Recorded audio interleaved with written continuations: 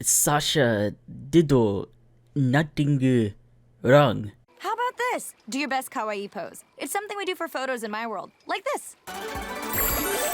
Okay, never mind. She has to die. A while back, I made a video talking about Amphibia. It was after I watched Season 1 and the first half of Season 2. I still stand by some of the things I've said in that vid, so go watch it if you don't want to get lost on what I'm talking about.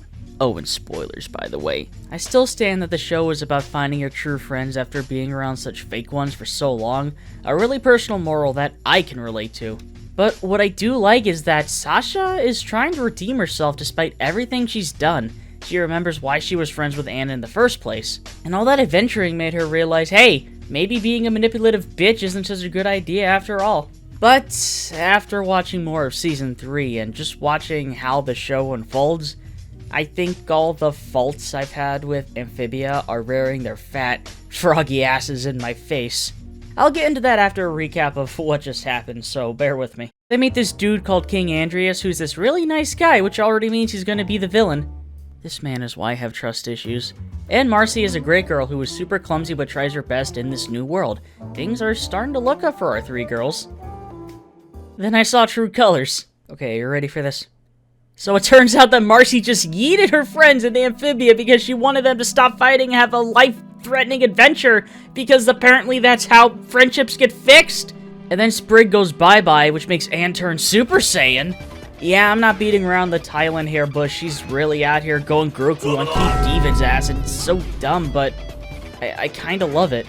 Nice Sakuga, by the way. And this happens.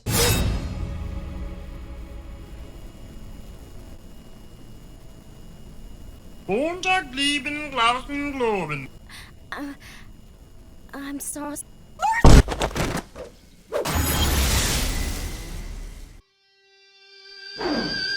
Yahoo! Come on! Oh yeah! Hey! And now we're home. In the state of California. Get me out of here! This was building up to something emotional, and it ended up becoming emotional. We got to meet Anne's parents and how they missed her so much. I could really feel the emotions that their parents had felt after not seeing their daughter for 3 months. So we got to experience Anne's family life, which is nice, but that plot has got to happen somehow. Oh wait, why are we stopping the plot to focus on Hop Pop getting a movie career and these other misadventures in the human world? Why? Is it because it's mirroring Anne's adventures in the fucking Amphibia world? I guess, but I'm really sorry. It's hard to enjoy a happy time haha show with funny antics happening when we just got back from... Imagine if they did something like that after the eclipse in Berserk. Also, I still stand when I say the show is G-rated Berserk. I mean, if wasn't enough, then what about...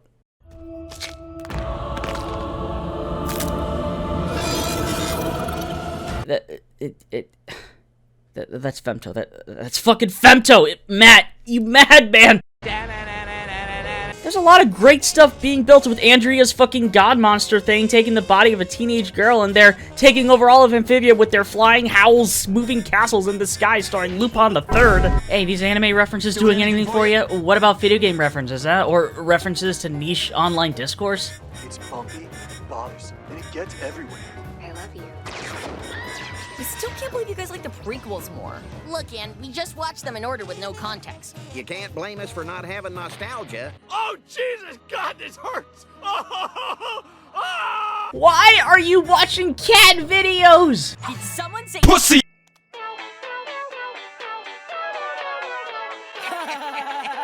Meanwhile...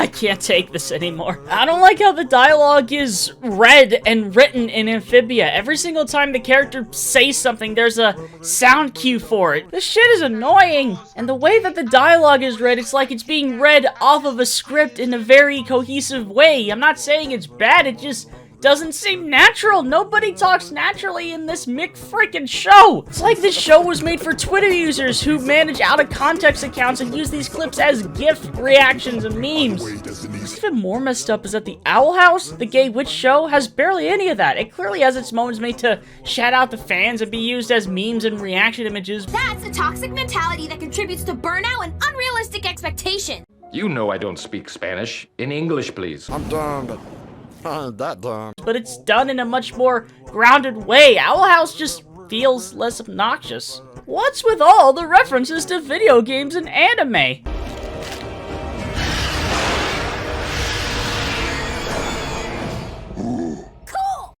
Okay, that's actually kinda cool. References to more obscure media is what I'm okay with. That's kinda why people love The Simpsons. It was a gateway to some really good stuff that we otherwise never would have heard of before. But even then, the amount of references in this show makes it feel like Amphibia doesn't have much of a clear identity.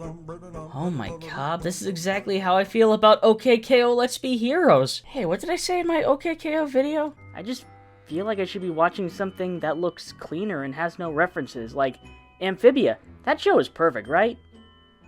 I mean, there are no animation errors and no references, therefore it's perfect, right?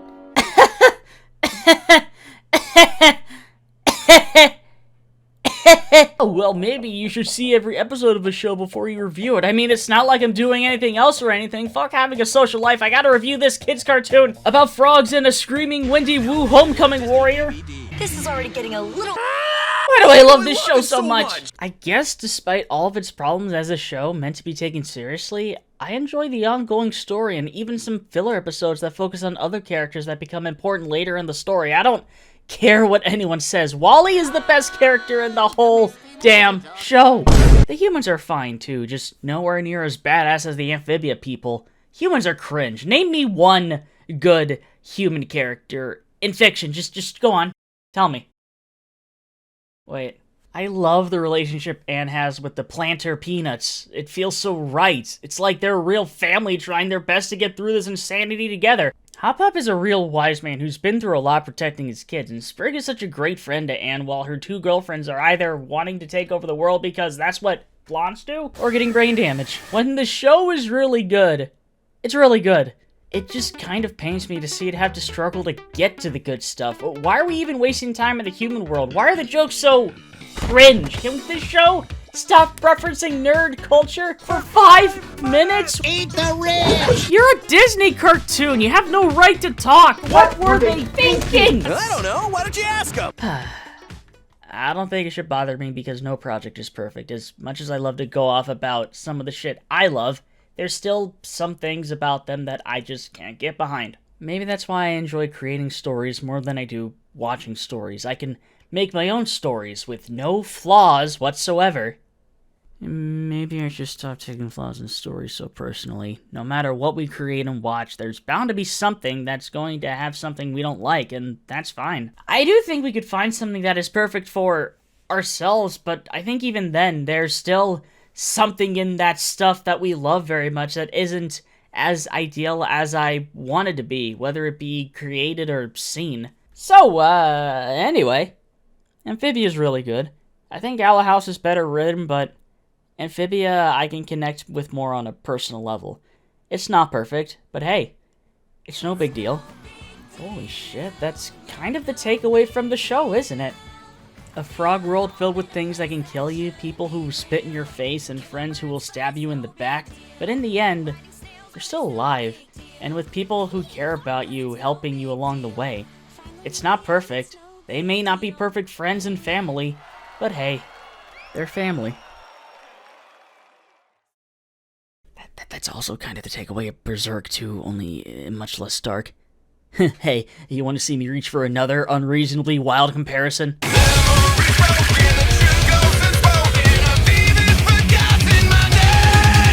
Wait, wouldn't that make... Oh, my frog. There's a video of Kermit the Frog working as a consultant on Amphibia, and the creator of the show, Matt Braley, said this. it's ultimately a story about change and becoming your best self. So I thought, you know, since frogs go through a big change themselves, the whole tadpole thing, I thought it'd be a great choice. That kind of makes sense with it being about amphibians and the changes humans go through to better themselves and the changes life throws at them. This show has a huge theme of adaptation, perseverance, and forgiveness. This show really did put me in an existential crisis of how I view stories and art.